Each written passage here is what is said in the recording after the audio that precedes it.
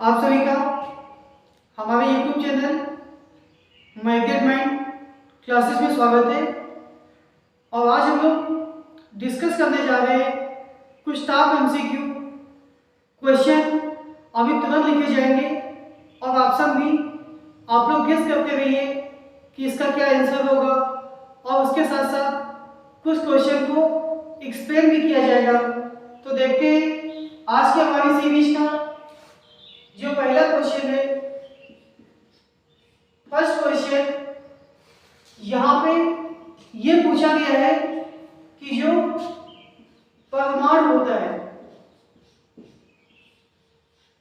क्या पूछा गया है कि जो परमाणु होता है उसमें उपस्थित सबसे हल्का कण, क्या पूछा गया है कि परमाणु में उपस्थित सबसे हल्का कण होता है। क्वेश्चन समझ में आ गया होगा कि परमाणु में उपस्थित सबसे हल्का कण होता है। ऑप्शन जो दिए हुए ऑप्शन है इलेक्ट्रॉन है,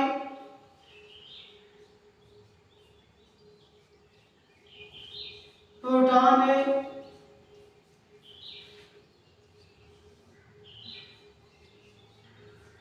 न्यूट्रॉन है, या फिर इनमें से कोई नहीं। क्वेश्चन आपके सामने दिए हुए और ऑप्शन भी आपके सामने है। आप लोग कमेंट करें कि क्या इसका आंसर हो सकता है। तो तब तक हम लोग थोड़ा डिस्कस कर लेते हैं। डिस्कस इस बात पर करेंगे कि ये जो परमाणु होता है, परमाणु के अंदर क्या रहते हैं। तो परमाणु के अंदर होता है नाभिक। याद कर लीजिएगा आप लोग, परमाणु के अंदर एक नाभिक होता है और इस नाभिक के अंदर क्या रहते हैं। तो नाभिक के अंदर रहते हैं प्रोटॉन और न्यूट्रॉन। अगर बात की जाए प्रोटॉन और न्यूट्रॉन की, तो इनका जो योग होता है वो योग कहलाता है आपका न्यूक्लियॉन। ये बात भी आप लोग याद रखेंगे कि अगर कभी पूछ दिया जाए कि न्यूक्लियॉन क्या होता है, तो प्रोटॉन और न्यूट्रॉन का योग होता है। उसके साथ साथ अगर आपसे ये पूछ दिया जाए कि जो नाभिक पे आवेश कैसा होता है, तो नाभिक पे जो आवेश होता है वो आवेश कैसा होता है, वो धन आवेश होता है। और ये जो धन आवेश आता है ये किसकी वजह से होता है, तो ये होता है प्रोटॉन की वजह से धन आवेश होता है। इलेक्ट्रॉन क्या करते हैं, तो इलेक्ट्रॉन नाभिक के चारों ओर चक्कर लगाते हैं। और इलेक्ट्रॉन पे कैसा आवेश होता है, तो इलेक्ट्रॉन पर निगेटिव आवेश होता है। और भी क्या पूछा जाता है कि जो परमाणु होता है, परमाणु पे कैसा आवेश होता है, तो परमाणु कैसा होता है, उदासीन होता है। तो इसका मतलब आप लोगों की क्या समझ में आया कि जो परमाणु होता है उसमें प्रोटॉन होता है, इलेक्ट्रॉन होता है, न्यूट्रॉन होता है। हमें ये चीज बतानी है कि इनमें से तीनों में से जो सबसे हल्का कण होता है वो हल्का कण कौन सा होता है। तो इसमें से जो सबसे हल्का कण होता है वो हल्का कण आपका इलेक्ट्रॉन होता है। इस चीज को आप लोग याद रखेंगे। तीनों में से जो सबसे हल्का कण होता है वो होता है इलेक्ट्रॉन। ये आपका था पहला MCQ। उम्मीद है पसंद आया होगा आपको। क्या क्वेश्चन आएगा कि जो परमाणु में उपस्थित सबसे हल्का कण होता है वो होता है इलेक्ट्रॉन। और ढेर सारे कॉन्सेप्ट हमने आपको बता दिए। चलिए सेकंड क्वेश्चन देखते हैं।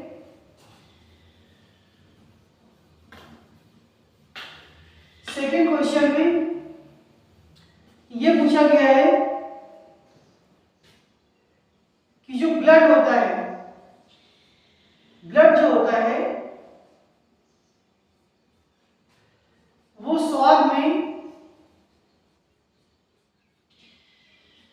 नमकीन होता है।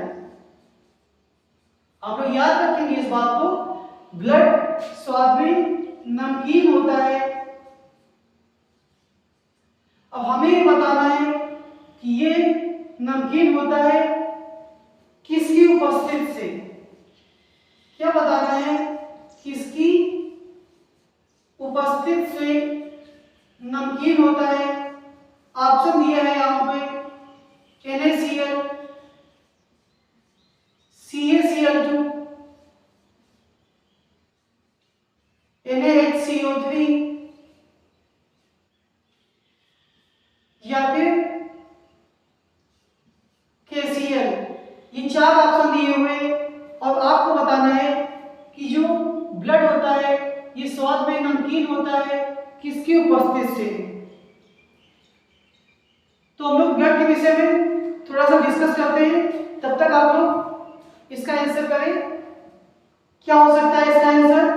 तो ब्लड के लिए जो जानना है हमें, तो ब्लड का जो pH मान होता है वो 7.4 होता है। ये भी कई एग्जाम में पूछा गया है, तो आप लोग इसे याद रखेंगे कि जो ब्लड का pH मान होता है वो 7.4 होता है। अब क्या याद रखना है? अगर ये 7.4 है तो इसका मतलब ये कैसा होता है? तो ये क्षारीय होता है। क्षारीय हम लोग कैसे कह सकते हैं? जिसका pH मान 7 से ज्यादा होता है वो क्षारीय होता है। तो इसका pH मान 7.4 है तो ब्लड कैसा हो गया? 7.4 की वजह से ये क्षारीय हो जाता है। और क्या याद रखना है कि ब्लड क्या होता है? तो ब्लड एक संयोजी ऊतक है। इससे भी आप लोग याद रखेंगे। चलिए क्वेश्चन पे आते हैं। क्वेश्चन पूछा गया है कि ब्लड स्वाद में नमकीन किसकी वजह से होता है, और ऑप्शन इस तरह से दिए हुए हैं।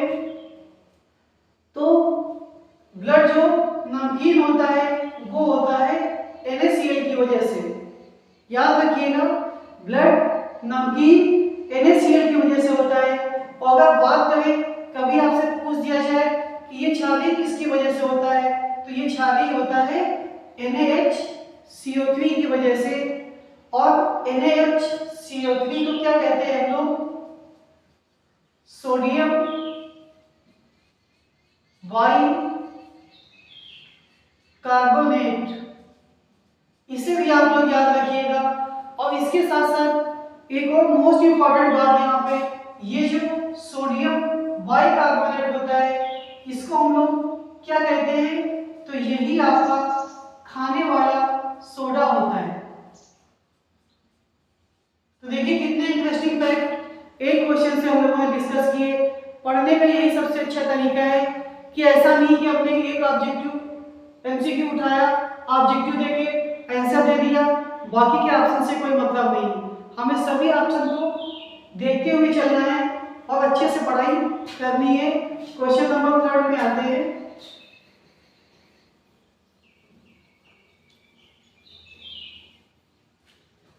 तीसरा MCQ देखते हैं ये क्या है। और जैसा कि आपसे बताया गया था कि इसमें ऑप्शन भी दिए जाएंगे आपको। क्वेश्चन पूछा गया है, क्वेश्चन नंबर 3 डिस्कस करेंगे। क्वेश्चन ये है कि जब श्वेत प्रकाश किसी प्रिज्म से गुजरता है तो किस रंग का विचलन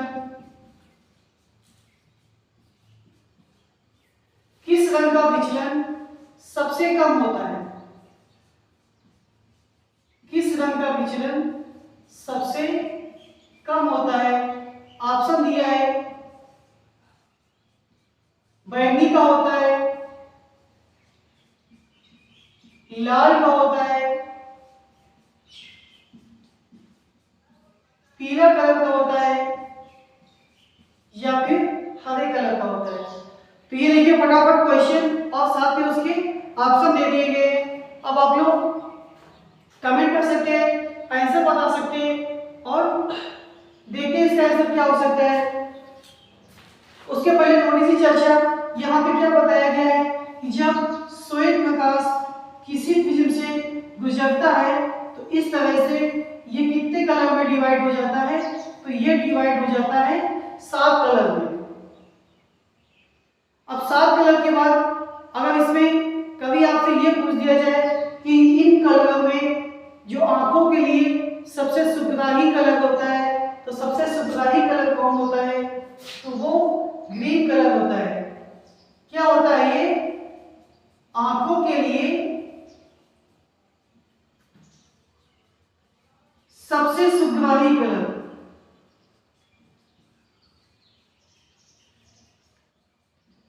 लेकिन यहां पे क्वेश्चन जो पूछा गया है वो पूछा गया है कि किस रंग का विचलन सबसे कम होता है, तो वो कलर आपका होगा लाल कलर होगा। और यही इस एमसीक्यू का आंसर है कि सबसे जो न्यूनतम विचलन होता है, तो न्यूनतम विचलन जो होता है वो लाल कलर का होता है। अगला क्वेश्चन देखते हैं हम लोग।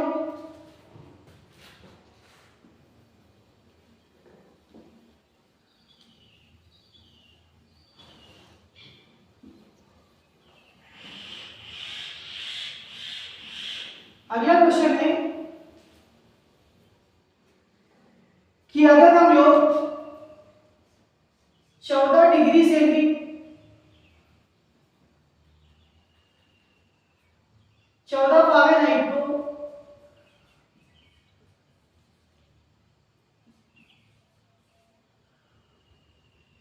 क्वेश्चन नंबर 4 डिस्कस करेंगे। 14 फ़ारेनहाइट है, इसको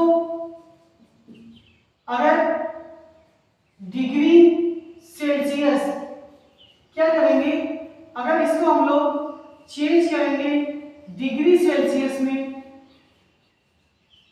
डिग्री सेल्सियस में ऐसे लिख लीजिएगा आप लोग, डिग्री सेल्सियस में चेंज करें तो इसका मान क्या होगा, क्या निकालना है, इसका मान होगा, ऑप्शन दिया है 10 -10 डिग्री सेल्सियस, 0 डिग्री सेल्सियस या -20 डिग्री सेल्सियस। हमें ये बताना है कि अगर 14 फ़ारेनहाइट को हम लोग चेंज करें डिग्री सेल्सियस में तो इसका मान क्या होता है। तो इसका आप लोग फार्मूला याद कर लीजिएगा, C/5 F-32/9। ये क्वेश्चन भी बहुत पूछा जाता है, तो देखते हैं। एक की जगह जब यहाँ पे 14 लिख देंगे, इसको घटाएंगे, यहाँ पे 9 से जब डिवाइड करेंगे कितना आ जाएगा, -2 आ जाएगा। और C का मान निकालना है तो 5 × 2 करेंगे कितना, 10 डिग्री सेल्सियस। ये हमारा आंसर आ जाएगा। तो इसका मतलब इसका जो ऑप्शन ये भी आपका सही होगा। तो देखिए ये भी महत्वपूर्ण क्वेश्चनों में से एक है, आप लोग समझिए इसको भी कैसे इसका मान निकाला जाता है। एक और क्वेश्चन डिस्कस करते हैं, और ये क्वेश्चन हम लोग डिस्कस करेंगे, मैथ का डिस्कस करेंगे।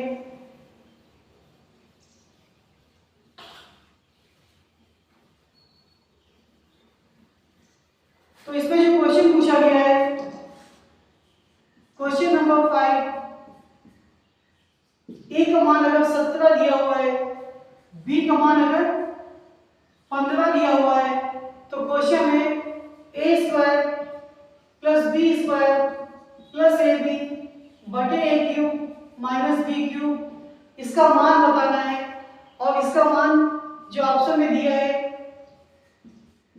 1/2 होगा, 2 होगा, 1/3 होगा या फिर 1/5 होगा। ये 4 ऑप्शन इसमें भी दिए हैं। और आप लोग सोचिए कि इसका आंसर क्या हो सकता है।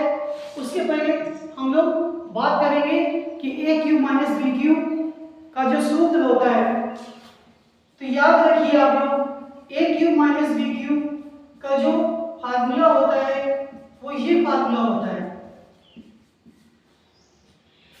अगर आप लोग वहां 17 का क्यूब करने बैठेंगे तो बहुत दिक्कत होगी, 15 का क्यूब करने बैठेंगे तो बहुत दिक्कत होगी। तो हम लोग क्या करेंगे, इस फार्मूले को याद करेंगे। तो अब देखिए इसको हल करते हैं। तो हल करने में क्या होगा, a square plus B square plus A B अपनी जगह पे रहेगा। यहां पे हमने इसका फार्मूला लिख दिया है। अब कंडीशन ये होगी कि ये ऊपर वाला सेम हो गया, ये सेम हो गया, कैंसिल आएगा, यहां पे क्या बचेगा, 1/a माइनस बी।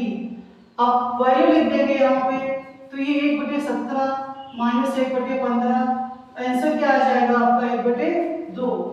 इसका मतलब ऑप्शन ए ये जो होगा करेक्ट आंसर होगा। तो इसी तरह से अगर हम लोग इसकी ट्रिक बना दें कि जहां पे ये कंडीशन दिख जाए तो सीधे सीधे आप लोग 1/a माइनस बी याद कर लीजिएगा। दूसरे शब्दों में हम ये भी कह सकते हैं कि जब भी ऐसा क्वेश्चन दिख जाए, तो जब इस तरह का क्वेश्चन दिखेगा तो आप लोग 17 से 15 को घटा देंगे और उसको अपान में कर देंगे, तो डायरेक्ट हमारा आंसर निकल आएगा। तो आज हम थोड़ा कुछ नया लेके आना चाहते थे और उसी के क्रम में ये आपसे टॉप 5 एमसीक्यू जिसमें मैथ्स का भी क्वेश्चन शामिल किया। तो ये थोड़ा नया तरीका है, आप लोग इसे एंजॉय करें। धन्यवाद।